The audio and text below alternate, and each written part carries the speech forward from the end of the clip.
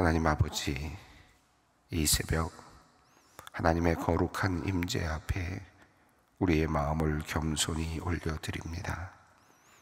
지난밤 우리가 잠들어 있을 때에도 주님께서는 우리를 지키시고 보호하셨습니다. 주님의 인자와 긍휼은 아침마다 새로우니 주의 성실하심이 크시도소이다 라는 선조들의 그 고백이 오늘 나의 고백이며 우리의 신앙입니다. 어제의 지침과 후회, 실수와 부족함 위에 주님께서 인자와 긍휼로 덮어주시니 우리가 다시 오늘 하루를 새롭고 힘차게 시작할 수 있습니다. 사랑의 하나님, 오늘 우리가 걸어가는 길이 주 안에서 평안과 기쁨을 누리는 복된 길이 되게 하여 주시옵소서. 겸손의 왕으로 오신 주님, 주님께서는 우리에게 겸손하게 살아가라 말씀하시지만 우리의 마음속에는 높아지고 싶어하고 인정받고 싶어하고 더 큰 자가 되고 싶어하는 욕망이 있습니다. 타인을 무시하거나 때로는 질투와 시기의 마음으로 바라볼 때도 있습니다. 주님, 이러한 우리의 교만과 못된 심성을 용서하여 주시옵소서. 주님께서 친히 우리에게 보이신 그 겸손의 삶을 따라가게 하여 주시옵소서. 제자들의 발을 씻기시며 마침내 십자가에서 우리를 위해 자신의 생명까지 내어주신 그 사랑과 헌신, 그리고 그 자리를 낮추신 그 겸손함을 배워가게 하여 주시옵소서. 주님께서 가신 그 길을 따라감으로 이 탐욕스럽고 욕망으로 가득한 세상을 변화시켜가는 주님의 자녀들 되게 하여 주시옵소서. 평화의 주님, 온 세계와 열방 가운데 주님의 평화가 임하기를 기도합니다. 오늘도 세상 곳곳에서는 전쟁과 분쟁으로 수많은 사람이 고통당하고 있습니다. 러시아, 우크라이나 전쟁이 장기화되고 중동 지역, 인도와 파키스탄 등 여러 곳에서 갈등과 분쟁이 이어지고 있습니다. 주님, 적대감으로 가득한 이 땅을 긍휼히 여겨 주시옵소서. 자기만 생각하고 자국의 이익만을 생각하는 이기적 사고를 물리쳐 주시옵소서. 서로를 돌아볼 때 모두가 함께 살아갈 수 있음을 우리 모두가 깨닫게 하시고 파국으로 치닫는 길에서 속히 돌이키게 하여 주시옵소서. 하나님, 전쟁은 총칼로만 이루어지는 것이 아니라 마음과의 관계 안에서도 일어남을 봅니다. 우리의 개인의 삶에서도, 가정과 일터와 교회 안에서도 알게 모르게 분쟁과 다툼, 미움과 상처가 반복되고 있습니다. 주님, 우리 안에 있는 작은 전쟁부터 멈추게 하여 주시옵소서. 용서하지 못한 마음, 이해하지 않으려는 완고함, 자신의 견해만을 고집하는 아집을 내려놓게 하시고 주님의 마음을 품게 하여 주시옵소서. 십자가에서 원수까지도 품으신 그 사랑으로 우리도 서로를 용납하고 용서하며 함께 세워져 가게 하여 주시옵소서. 작은 평화가 우리 가정에서 시작되게 하시고 그 평화가 교회와 사회와 나라와 세계로 흘러가게 하여 주시옵소서. 한국교회를 위하여 기도합니다. 이 땅에 세워주신 교회들이 다시금 복음의 본질 위에 굳게 서기를 원합니다. 주님의 몸된 교회가 진리 위에 굳게 세워지게 하시고 사랑과 거룩함, 겸손과 섬김으로 세상 가운데 복음의 빛을 밝히는 진리의 등대가 되게 하여 주시옵소서. 성령의 바람이 불어 죽어가는 영혼들이 살아나게 하시고 형식적인 신앙인이 되지 않도록 날마다 그 마음을 새롭게 하여 주시옵소서. 특별히 소망교회가 복음의 생명으로 세상을 아름답게 하는 성령의 교회로 든든히 서 나가기를 간절히 기도합니다. 예배마다 주님의 임재가 충만하게 하시고 말씀마다 생명의 능력이 나타나며 기도마다 응답의 열매가 풍성하게 하여 주시옵소서. 찬양 가운데 하늘의 문이 열리고 성도들의 삶 속에 복음의 향기가 넘쳐나게 하여 주시옵소서. 소망교회 온 성도들이 교회를 사랑하며 교회를 위하여 기도하며 주님의 나라를 함께 세워가는 기쁨을 누리게 하여 주시옵소서. 우리 소망교회를 전심으로 돌보는 소망교회의 직원들을 위하여 기도합니다. 주님 사랑하는 마음으로 평생 주님과 가까이 하고 싶은 마음으로 교회를 섬기기로 작정한 귀한 분들입니다. 사무처장님을 비롯하여 수양관의 관장님, 그리고 실장님들, 그리고 모든 직원을 주님께서 한 사람 한 사람 함께 하시고 그들의 가정과 삶을 살펴주시옵소서. 마음과 몸이 건강하도록 지켜주시고 모든 가족이 주님 안에서 평안히 서게 하여 주시옵소서. 주님 섬기는 자부심으로 일하게 하시고 기쁨으로 일하게 하여 주시옵소서. 성도들을 섬길 때 사람을 만나는 일이기에 때로 상처를 받을 때도 있습니다. 그때마다 주님 늘 위로하여 주시고 새 힘을 더입혀 주시옵소서. 하늘에 쌓아가는 상급을 바라보며 기쁨 누리게 하시고 하나님 섬기는 가정에 대대로 부어주시는 하나님 은혜를 체험하며 감사한 삶을 살게 하여 주시옵소서. 하나님, 오늘 선교관에서 열리는 제15차 총회 농어촌 목회자 전국 선교대회를 위해 기도합니다. 선교 140주년을 기념하며 이 땅의 농어촌에서 묵묵히 복음을 들고 걸어온 350여 명의 목회자들이 있습니다. 하나님, 오늘 함께 모이는 그분들을 모두 기억하여 주시고 그 사역 위에 하늘의 위로와 기쁨을 더하여 주시옵소서. 이 대회를 준비하고 섬기는 모든 손길 위에 주님의 은총을 부어주시고 보이지 않는 수고와 헌신이 주님 안에서 아름다운 열매로 맺히게 하여 주시옵소서. 오늘 모임을 통하여 모든 목회자가 다시 주님의 부르심을 확신하게 하시고 각자의 사역지에서 새 힘과 소망으로 나아가게 하여 주시옵소서. 이제 말씀 앞으로 나아갑니다. 주님의 말씀은 내 발의 등이요 내 길의 빛이 됨을 믿습니다. 오늘도 말씀 붙잡고 담담히 걸어가는 우리의 삶이 되게 하여 주시옵소서. 예수 그리스도의 이름으로 기도 올리옵나이다. 아멘. 오늘의 말씀입니다. 누가복음 22장 24절로 34절 말씀입니다. 누가복음 22장 24절로 34절 말씀 함께 봉독합니다. 또 그들 사이에 그중 누가 크냐 하는 다툼이 난지라 예수께서 이르시되 이방인의 임금들은 그들을 주관하며 그 집권자들은 은인이라 칭함을 받으나 너희는 그렇지 않을지니 너희 중에 큰 자는 젊은 자와 같고 다스리는 자는 섬기는 자와 같을지니라. 앉아서 먹는 자가 크냐 섬기는 자가 크냐 앉아서 먹는 자가 아니냐. 그러나 나는 섬기는 자로 너희 중에 있노라.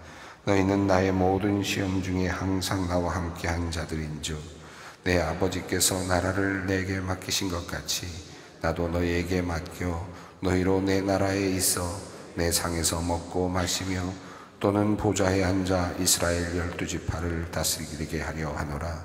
시몬아 시몬아 보라 사탄이 너희를 밀가부르듯 하려고 요구하였으나 그러나 내가 너를 위하여 내 믿음이 떨어지지 않기를 기도하였노니 너는 돌이킨 후에 내 형제를 굳게 하라. 그가 말하되 주여 내가 주와 함께 오게도 죽는 데에도 가기를 각오하였나이다. 이르시되 베드로야 내가 내게 말하노니 오늘 닭 굴기 전에 내가 3번 나를 모른다고 부인하리라 하시니라. 아멘. 지금 오늘 이야기는 오늘 밤에 내가 3번 나를 부인하리라 말씀하시는 내용으로 보아서 이제 예수님께서 잡히시는 바로 그런 그날입니다. 바로 그날 예수님께서는 제자들과 함께 식사를 나누시고 마지막 식탁을 나누시는 거죠. 그리고 이제 감람산으로 올라가셨다가 이제 사람들에게 무리들에게 잡혀 가시게 됩니다. 또 유다의 반역을 또 경험하시게 됩니다. 우리가 앞서 하나님께서 오묘하게 이루어 가시는 하나님의 섭리를 살펴보았는데요. 구약에 나타났던 수많은 하나님과 신앙의 선조들의 약속들이 이제 완전히 완성되는, 이제 모든 섭리가 이제 맞아떨어지는 그런 장면을 우리가 살펴보았습니다. 우선 첫 번째로 아브라함과 약속했던, 아브라함이 모리아산에서 이삭을 번제로 바치면서 그때 하나님께서 대신 내주셨던 그 수양, 바로 그것이 바쳐졌던 그 자리에서 예수님께서 유월절 식사를 하고 계시는 모습을 우리가 살펴보면서 이 하나님의 역사가, 구원의 역사가 정말 긴 시간 동안 흘러내려왔고 드디어 이제 완성되는 그 모습을 우리가 성경을 통해서 보았습니다. 또 어제 본문을 통해서는 유월절, 모세와 약속하시고 모세를 통해서 역사하셨던 애굽에서의 탈출의 장면, 그리고 그때 희생되었던 어린 양, 그것 때문에 장자들이 죽지 않았고 이스라엘 모든 백성들이 애굽에서 탈출할 수 있었던 그날을 기념하는 바로 그날, 그때 어린 양이 희생됐던 바로 그날이죠. 그날 예수님께서는 제자들과 함께 식사를 하시면서 이제 희생하실, 자기를 내어주실 자기의 몸과 자신의 흘리실 피를 제자들에게 말씀하시면서 이 떡은 나의 몸이다, 그리고 이 잔은 내가 붓는, 너희를 위하여 붓는 나의 생명이다 라는 말씀을 하십니다. 자, 그렇게 함으로써 아브라함과 맺으셨던 약속이 이제 완전히 이루어지고, 또 모세와 약속했던 그 약속이 완전히 이루어지는데, 앞서 있었던 모든 것들은 하나의 형식으로 남아있고 또 과거의 기억으로 남아있었던 것이 이제는 하나님께서 그 모든 것들을 이제 완성하시는데, 한 가지 공통점이 있다면 그 양이죠. 양이 희생되고 또 양이 희생되었던 사건들, 아브라함의 사건에서 양이 희생되었고, 그리고 모세의 사건 속에서 양이 희생되었던 그 출애굽의 사건에서 양이 희생됐던 이 사건들을 기억하면서 이제 어린 양으로서 오셔서 이제 예수 그리스도께서 모든 인류를 위하여 죽으실 그 흘리실 피를 보여주셨습니다. 그럼으로써 이 유월절 식사는 이제 예수 그리스도의 성만찬으로 바뀌게 되는 거죠. 과거에는 유월절 어린 양을 잡았다면 이제 그 유월절 어린 양은 이제 예수님께서 하나님의 나라에 가셔서 그 마지막으로 완성하시는 그 모습으로 드러날 것이고, 이제 이 땅에서는 의미가 없는 그런 일이 됩니다. 이제 예수님께서는 성찬을 남겨두시고 너희는 이제 이 땅이 거하는 동안 하나님의 나라가 이를 때까지 바로 나를 기념하라 라고 하는 말씀을 하셨습니다. 과거에는 출애굽을 기억하라, 이스라엘이 애굽에서 나올 때 함께 하셨던 그것을 기념하라 라고 말씀하셨는데, 이후에 예수님께서는 이제 나를 기념하라 라고 말씀을 하십니다. 어떻게 달라진 겁니까?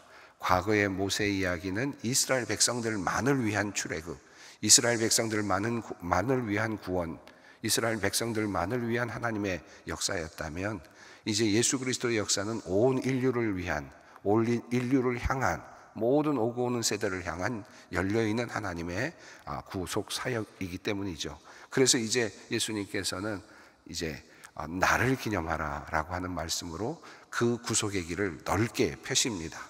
자, 그리고 그렇게 식탁이 이어지는 그 사이, 그리고 상황적으로 본다면 급박하게 이제 예수님께서 잡혀가시는 그런 일이 급박하게 벌어지는 바로 그 밤에 한 사건을 누가복음은 전하고 있는데 바로 오늘 이야기입니다. 24절 한번 보겠습니다. 또 그들 사이에 그중 누가 크냐 하는 다툼이 난지라. 이 이야기의 앞을 보면 예수님께서 식사를 하고 계시는 장면입니다. 예수님께서 스스로 섬기시면서 제자들에게 떡을 주시고 잔을 주시면서 이제 나를 기억하라 라고 하는 어마어마한 하나님의 역사를 이제 새롭게 규정하시고, 그리고 이제 구속의 역사를 이제 하나의 큰 틀을 만들어 가시는 아주 역사적인 순간인데, 그 식탁에서 놀라운 일들이 일어나죠. 하나는 앞서 우리가 봤습니다마는 그 상에서 함께 먹고 마시는 자 중에 하나가 나를 배신할 것이다, 나를 팔 것이다 라고 하는, 같은 상에 있는데 예수님께서 지금 주시는 생명의 식탁, 그 생명의 식탁에서 함께 앉아서 먹지만 그 식탁에 어울리지 않는, 그리고 그 식탁에서 결국은 제외될 한 사람을 예수님께서 말씀하셨습니다. 그러면서 마지막으로 경고를 하시죠. 사실 나는 나의 갈 길로 가지만, 그러나 유다에게 화가 있다. 나를 파는 사람에게 화가 있다. 유다라는 말은 안 했지만 거기서 나를 파는 자에게 자신의 결단에 책임이 있다라고 하는, 아직도 돌아올 수 있는 길이 있었던 그런 모습을 예수님께서는 안타깝게 말씀을 하십니다. 그러나 이미 예수님은 알고 계십니다. 그가 결국은 팔 것이라는 것도 알고 계시는 거죠. 그리고 안타깝게 식탁에서 제외될 한 사람을 말씀하셨습니다. 자, 그런데 오늘은 그 식탁에서 함께 식사를 하고 함께 먹고 마시면서 이제 예수님께서는 아주 위대한 성찬을 지금 베푸시고 마지막 만찬을 베푸시는, 예수님과 마지막으로 그들이 식사하는 것이라는 것을 아마 그들은 몰랐겠지만 그것이 예수님과 한 마지막 식사였는데, 그런데 그 자리에서 그들은 서로 누가 큰가를 다투었다라고 하는 것입니다. 자, 그래서 누가 크냐 하는 다툼이 났습니다. 그러자 예수님께서 말씀하시죠. 25절입니다. 예수께서 이르시되 이방인의 임금들은 그들을 주관하며 그 집권자들은 은인이라 칭함을 받으나, 26절 읽습니다. 너희는 그렇지 않을지니 너희 중에 큰 자는 젊은 자와 같고 다스리는 자는 섬기는 자와 같을지니라. 그 자리에서 어떤 일이 일어났는지는 정확히는 알 수 없지만, 그리고 누가 먼저 문제를 일으켰는지도 잘 알 수는 없지만, 누가복음은 서로 그 식탁에서 누가 큰가라고 하는 것으로 다툼이 일어났다라는 겁니다. 식탁에서 다툼이 일어나는 것 중에 하나는 그 식탁에서 누가 서빙을 할 것이냐, 누가 그 식탁에서 그 음식을 나르거나 음식을 먹고 있는 일에서 도움을 줄 것이냐 하는 문제일 것이고, 또 하나는 누가 어떤 자리에 앉을 것이냐 하는 문제이죠. 누가 예수님 옆에 앉을 거냐, 누가 더 좋은 자리에 앉을 거냐, 누가 조금 못한 자리에 앉을 거냐, 이 두 가지, 아마 그 두 가지가 지금 식탁에서 일어난 다툼의 하나의 근원이었을 겁니다. 왜 내가 앉을 자리에 네가 앉느냐라고 하는 것, 아마도, 또는 왜 내가 이런 일을 해야 되느냐라고 하는 아마 그런 문제를 가지고 아마 다툼이 일어났을 가능성이 있죠.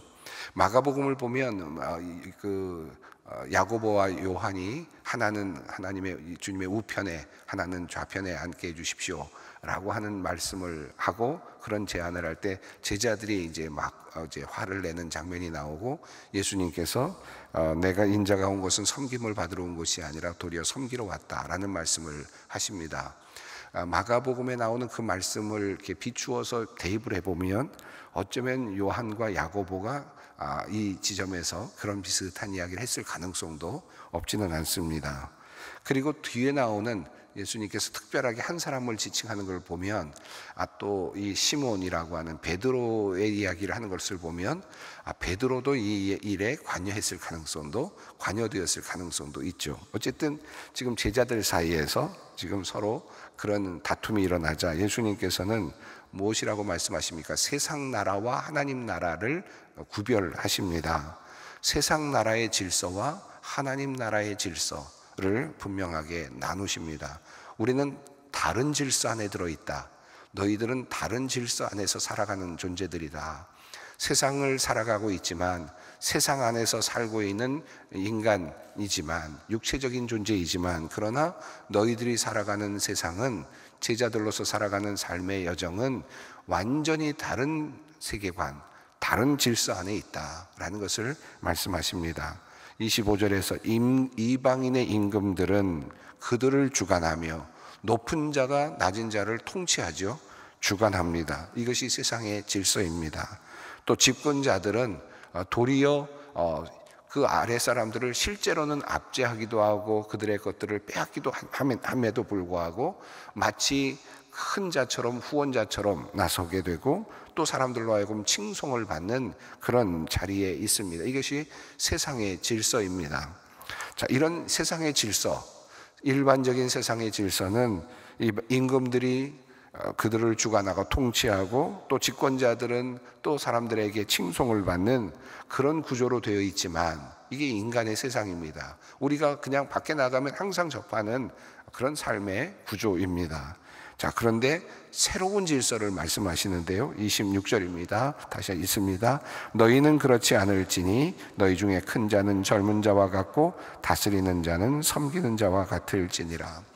우리는 이 말씀을 오래전부터 읽어왔고 또 성경 말씀에 예수님의 말씀의 핵심적인 내용이라는 걸 알고 있으니까 이게 지금 읽을 때는 그냥 늘 듣던 말씀처럼 보이지만 예수님의 이 말씀은 혁명적인 말씀 아니겠습니까?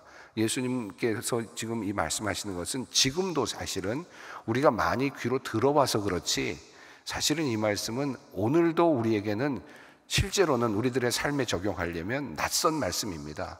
사실은 쉽지 않은 그런 말씀입니다. 너희는 그렇지 않을지니 너희는 이러한 세상의 질서를 따라 살아서는 안 된다. 제자들에게 주시는 말씀입니다. 큰 자는 젊은 자처럼 그리고 다스리는 자는 섬기는 자처럼 살아야 한다. 섬기는 리더십이죠. 요즘에는 이것이 이제는 경영학에서도 그렇고 섬기는 리더십의 효과 또는 그런 어떤 그것이 주는 어떤 하나의 이익에 대해서 연구도 꽤 많이 돼서 성경적인 리더십을 이제 대입하는 분들도 꽤 있습니다만 또 그것 때문에 성공했다는 분들도 있지만 예수님께서 우리에게 말씀하신 이 말씀은 어떤 더 좋은 결과를 이 땅에서 얻기 위해서 섬김의 리더십을 가지라는 것이 아닙니다. 섬김이라고 하는 어떤 툴을 사용해서 도구를 사용해서 이 땅에서 높은 자가 되라는 뜻도 아닙니다. 예수님께서 말씀하시는 이 섬김의 모습은 그냥 이 세상에서 섬기는 자로 살아야 된다. 이 땅에서 낮은 자로 살아야 된다 라는 것이며 낮은 자에서 높은 자로 이 땅에서 올라가기 위해서 낮은 자처럼 살라는 게 아니고 이 땅에서는 낮은 자로 살아야 하늘나라에서 높은 자가 된다라는 뜻입니다. 이것을 우리가 조금 더 세상적인 관점에서부터 벗어날 필요가 있겠는데요. 예수님께서는 지금 섬기는 자로 살아야 되고 나의 제자는 그와 같은 질서 안에서 살아야 된다라는 말씀입니다. 그러면서 예수님께서 한 예를 보여주시는데 27절입니다.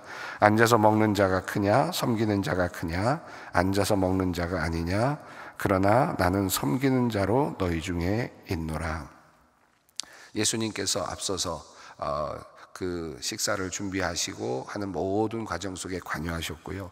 또 오늘 본문 누가복음에는 그것이 분명하게 나오지 않지만 요한복음에 보면 예수님께서 대야에 물을 떠다가 제자들의 발을 씻어주시고 마지막 만찬을 베풀어 주시는 장면이 나오거든요. 그런 모습을 보면 예수님은 정말 섬기는 자로 제자들 앞에서 섬기는 종의 모습을 보여주셨습니다. 예수님께서 말씀하시기를 앉아서 그냥 먹는 자가 크냐 섬기는 자가 크냐. 일반적인 세상의 구조 속에서는 앉아서 그냥 받아먹는 사람이 크죠. 그런데 예수님께서는 지금 나는 섬기는 자로 너희 중에 있다. 나는 섬기는 자로서 너희 중에 있다. 너희가 지금 나의 모습을 보지 않느냐. 예수님께서는 친히 자신의 삶을 통해서 섬기는 모습을 보여주셨습니다. 그리고 그 하나님 나라의 질서를 제자들에게 알려주십니다. 자, 28절입니다. 너희는 나의 모든 시험 중에 항상 나와 함께한 자들인즉. 자, 예수님께서는 내가 나의 모든 시험 중에 너희가 나와 함께했다라고 말씀을 하십니다. 자, 그런데 예수님의 인생을 보면 3년 동안의 공생애를 보면 물론 박해도 받고 또는 또 토론회장에서 강력한 항의도 받았고 때로는 쫓겨나는 경우도 있긴 했지만 또 상당수 부분은 예수님께서 말씀을 하실 때 수많은 사람들이 몰려들었고 또 기적도 보았고 병 고치는 역사도 일어났고 엄청난 영광스러운 일이 일어났거든요. 제자들은 사실은 그것이 보였을 겁니다. 그래서 예수님을 지금 따라가면서도 누가 크냐, 장차 어떤 일을 맡을까, 하나님의 나라가 이 땅에 이루어지면 내가 어떤 자리에 오를까라고 하는 그런 지금 예수님이 마지막 자신의 목숨을 내어놓는 그 순간까지도 제자들은 지금 다른 생각을 하고 있거든요. 자, 그런데 예수님께서 뭐라고 말씀하시냐면 나의 영광스러운 나의 모든 삶에 너희가 나와 함께 했다. 내가 귀신을 내쫓고 그리고 또 병을 고치고 이러는 나의 모든 영광스러운 삶에 너희가 나와 함께 하지 않았느냐 이렇게 말씀하지 않고 너희는 나의 모든 시험 중에 나와 함께 했다 라고 말씀합니다. 이게 무슨 말입니까? 예수님은 살아가시면서 공생애를 보내시면서도 끊임없는 시험 속에서 그것을 이겨내느라고 분투하셨다라는 뜻이잖아요. 무슨 시험입니까? 사탄이 하나님의 나라의 질서인 섬기는 자로 살아가는 예수를 불가능하게 만들든, 그러지 않아도 된다라고 말하는 유혹, 끊임없이 올라가게 만들려고 하는 인간적인 유혹, 더 큰 것을 얻을 수 있다, 당연히 얻어도 된다라고 말하는 그런 유혹, 사탄의 그 유혹으로부터 끊임없이 시험을 받았다는 것이죠. 그러면서도 그것을 이겨내셨다. 그러니까 예수님께서는 그런 면에서 보면 끊임없이 낮아지시는, 끊임없이 섬기는 자로 존재하신다는 것이 얼마나 어려운 과정이었는가. 예수님께서 병자를 하나 고쳐주시면 얼마나 영광스러웠고 사람들이 몰려들었습니까? 그때마다 예수님 어디로 가셨습니까? 홀로 산으로 올라가시고 또 기도하러 들어가시고 자신의 자리를 지키기 위해서 끊임없이 노력하시는 이 모든 것들을 예수님께서는 나의 모든 시험 중에 라고 그렇게 표현하십니다. 그러니 우리가 얼마나, 우리 인간인 우리들이, 제자들이 그 자리를 지키기가 얼마나 어렵겠습니까? 그리고 예수님께서 말씀하십니다. 29절과 30절입니다. 내 아버지께서 나라를 내게 맡기신 것 같이 나도 너에게 맡겨 너희로 내 나라에 있어 내 상에서 먹고 마시며 또는 보좌에 앉아 이스라엘 12지파를 다스리게 하려 하노라. 여기서 분명하게 말씀하십니다. 내 나라, 예수님께서 말씀하시는데 하나님의 나라가 올 것이다 라고 말씀하셨는데, 여기서는 이 하나님의 나라를 뭐라고 말씀하십니까? 나의 나라라고 말씀하십니다. 예수 그리스도께서 세우시는 나라, 예수께서 통치하시는 나라, 그 나라를 하나님께서 나에게 맡기셨는데, 그래서 내 나라가 되는데 그 내 나라를 너희에게 맡기려고 한다. 자, 이 세상의 나라가 있고 하나님의 나라, 내 나라, 예수 그리스도의 나라, 그리고 제자들에게 일을 맡기실 나라는 이 땅에서 총리가 되거나 이 땅에서 높은 자리에 오르거나 이 땅에서 어떤 큰 일을 맡거나 하는 그 나라가 아니라 하나님, 동시에 존재하는 것 같지만 하나님의 나라, 내 나라, 예수 그리스도의 나라, 그 자리에서 너희가 일을 맡게 될 것이다. 완전히 다른 세계입니다. 그리고 그 나라에서는 뭡니까? 함께 먹고 마시고 12지파를 다스리려 한다. 하늘나라의 잔치상을 맞이하게 될 것이고 또 12지파를 다스리게 될 것이다. 그러나 여기서 말하는 12지파를 다스린다는 것은 이스라엘을 다스린다는 것이 아니라 온 인류를 향한 섬김으로 확장되는 개념일 것이고요. 당연히 이 말씀은 어떤 집권해서 어떤 힘을 발휘하는 그런 다스림이 아니라 바로 예수님께서 앞서 말씀하신 섬김의 리더십일 것입니다. 섬김의 집권자로서, 섬기는 자로서 하나님의 나라를 이제 받들게 될 것이다 라는 말씀입니다. 오늘 이 부분까지 오늘 말씀을 함께 나누면서 시간이 되었기 때문에 여기서 일단 마무리하겠습니다만은, 하나님의 나라와 그리고 이 땅의 나라가 분명히 구별되고 있고, 예수님께서는 내 나라의 너희는 나의 나라의 제자들이다. 그리고 너희는 섬기는 자가 되어야 한다라는 이 말씀, 늘 듣는 말씀이지만 오늘도 또 살아있는 말씀으로 우리 안에, 우리의 마음 속에, 우리의 영혼 속에 깊이 자리하기를 바랍니다. 함께 기도하겠습니다. 하늘에 계신 우리 아버지, 아버지의 이름을 거룩하게 하시며 아버지의 나라가 오게 하시며 아버지의 뜻이 하늘에서와 같이 땅에서도 이루어지게 하소서. 오늘 우리에게 일용할 양식을 주시고 우리가 우리에게 잘못한 사람을 용서하여 준 것 같이 우리 죄를 용서하여 주시고 우리를 시험에 빠지지 않게 하시고 악에서 구하소서. 나라와 권능과 영광이 영원히 아버지의 것입니다. 아멘.